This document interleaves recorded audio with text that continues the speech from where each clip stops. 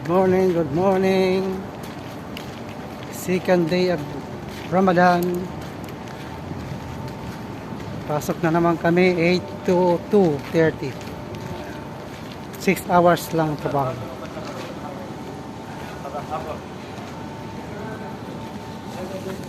Yan oh. Yan, pok.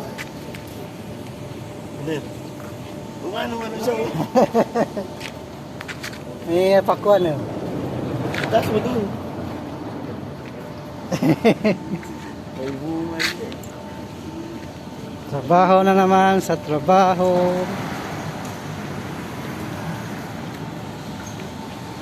Dito lang ako dadaan sa likod. Second day ng Ramadan. Ito malunggay namin ah. May mga bunga.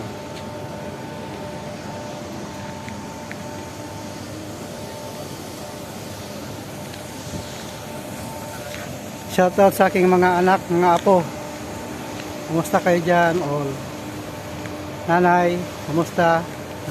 Dito na kami sa factory. Kararating na namin. God bless.